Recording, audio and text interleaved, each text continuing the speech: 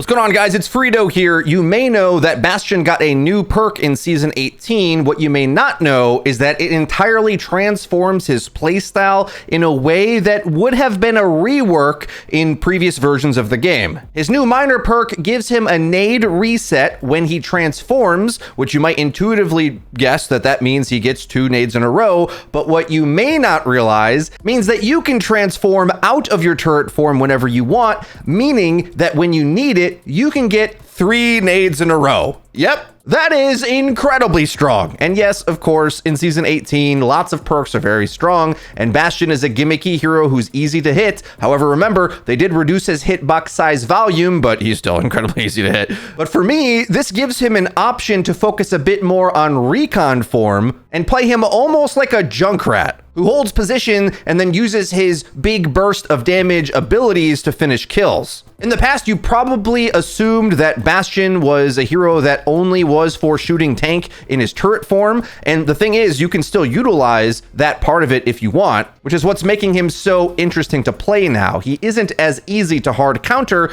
now that you have this flexible Overwatch 2 perk power creep optionality for you. Now, because he's so easy to hit and overwhelm, you have to play to backpedal a lot of the times. But with triple nades, there are some duels with your skill you can quickly win if you're in a sticky situation. So it's usually one of the two. And if you play somewhere in between, not risky enough or not safe enough, you're probably going to get targeted and not get much done. The position that surprised me the most is playing on payload maps, because so often enemies are expecting to be safe on the payload itself. And the sticky nade is very easy to get around it, and similar to Junkrat, applies a surprising amount of knockback. So on those payload maps, if either you've got the snipers banned already, or if you're just not a sniper-based player and want another way to get medium to long range value, Bastion is pretty nuts, considering he can play hide and go seek with this playstyle, and he doesn't really need to stay in the fight pulling resources. That's what makes it so much of a rework for me, because before this, most of your value was transforming and holding it down, shooting as much as you can.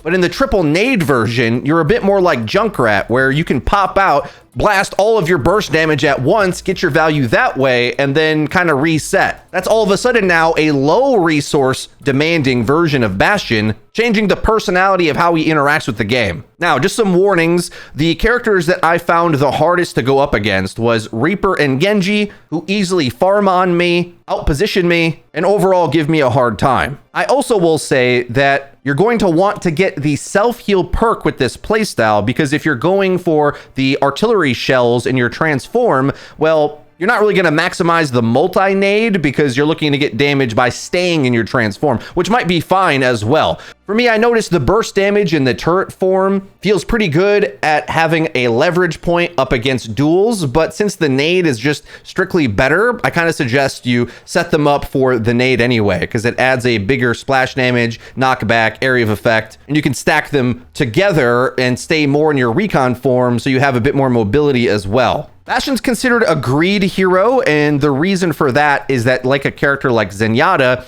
easy to pounce, but has a high amount of firepower when ignored. And the good thing about playing that kind of character, for me anyway, is that a big percentage of your value comes from just outpacing the rotations of the positioning battle, keeping yourself safe with your team. That's going to be a big percentage of the heavy lifting of what you need to do, because what you'll notice is the enemy will use their tanking resources, especially things that in theory would counter you, a little too early. That tends to be what happens. So even up against characters like Sigma or Diva, if you're patient with this playstyle and use your ammo to whittle down their defensive first, then you can exploit some fundamentals about Overwatch that were true since Overwatch 1, which is if you use ammo, which is infinite, it just takes a small reload, to get out their cooldowns, then you can use cooldowns to finish them. So that is to say, you want to use your recon gun a lot more than you think, and be patient and wait until the tanking is used a little bit early, which is almost always the case. Then you can unload your multi-nade to finish off kills. This will be considered playing a character for value as opposed to tempo.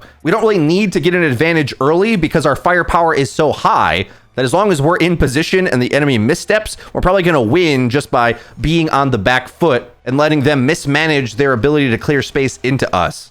Now, another cool thing about having 3 nades in a row is that your rollouts back to team fights is way better than before. While, yes, Bastion lost the perk that enabled him to have a much higher rocket jump, that was a very gimmicky all-in play that once players learned what it was, kind of went away. This is insane value all the time. Having 3 nades in a row, whether you're moving around the map, granted, you're not going to get up to crazy high grounds anymore, but coming back from spawn just a little bit faster to gain a vantage point or cast your ultimate, I found to be a way that really closes out fights. This new Bastion is going to give a lot of players some things to think about, because in the past, I think his playstyle was more one note. And while he retains the ability to tank bust or build towards multi-nade or even the artillery shells in his transform, which is also good in my opinion for dueling, some combination of this you really can change based on what the enemy is playing. I'll say, like, if the enemy is mobile and hard to hit, I don't feel like I have mastered the artillery shells in the transform version yet. However, it is the superior dueling option if you do master it. There's a bit of a drop to the projectile that I haven't quite figured out yet. Just using the hit scan weapon seems to be most reliable for me. And honestly, there isn't really a single 5v5 tank I worry about, because as long as I'm in position, I have one of the tools that is going to be good up against them. If it's a hard engage tank, then your transform is going to be able to farm them. And if it is a tank with infinite eat abilities, well, then you can play a little bit more patient and use your bursts of nades to finish them, or probably a squishy on the perimeter when there's an opening to do so. Mauga is technically the hardest Bastion counter, but just like the rest of the tanks, it really matters on how they manage their resources. I don't really see that many good Mauga players. I feel like I'm one of the only ones that dedicate to him, but you really have to engage the Bastion only when you have your shout available, and if you don't, then Bastion will win. But that means you, as the Bastion, you can outplay his shout by repositioning away and using your nades to dodge him and wait him out. I'd also say fast crowd control characters can be kind of troublesome, because if you get knocked out of position from your cover, well, your big hitbox is just going to be feasted by anything. So crowd control itself can be quite a big counter up against Bastion. Now, tips for using the ultimate. One of the best things that you can do is tell your tank, who tends to have the lockdown style ultimates, to use theirs once you're casting yours. So you start to send it at the back line, and then your tank runs in like an idiot, pops their ult on something, and then you follow up with the artillery shells. The biggest brain Bastion mains are a lot better at it used without a combo, but I am not that guy. You can kind of trace on the ground expecting where the enemy is going to go in the next second so that the projectile takes a moment to land on them. My brain is not big enough for all that. Otherwise, I feel it's usually best just used on a checkpoint to clear it off so that whatever stallers are taking reliable damage so you can actually get the point. But that goes with the rest of the Bastion playstyle in general. I think he's best on Payload just because he likes using the cover, but also flushes the enemy off of it. The unique properties of his nade is kind of unlike anything else except Junkrat. So to have this much projectile firepower is kind of rare. It kind of gives Junkrat a sieging playstyle on attack in a way, where normally he's most comfortable on the back foot, things fighting into him and just shredding them with extra damage. Now, even if something is hiding, or on the high ground, in theory, you can launch multiple nades at them and maybe outright kill them, if not just displace them with the knockback and damage for your team to follow up. And with 3 in a row, you should be able to kill something. I will say though, before you get the perk, it's a little tough. I think this is kind of the best way that they can balance this type of gimmicky, non-standard type hero, because Bastion with all 3 perks gets an entirely different style of play. Because not only can he go for the multi-nade, then when he gets aggressed onto, you can self-heal. That's what I think is the best thing to do. Extending the positions that you're viable in and self-healing with armor health on, then all of a sudden, some of the things that were hard countering you before, like maybe Reaper, a little bit harder to get you out of that armor health and thins out his damage really quick. Kind of unfair and OP if you ask me. But overall, a huge win for Season 18 in my opinion. A character that I kind of didn't play much in Overwatch 2 at all got reinvented to be an alternate version of Junkrat in a way, kinda. So now all of a sudden I had another DPS hero that I could learn. I've already waxed poetical about why the perk system is amazing so much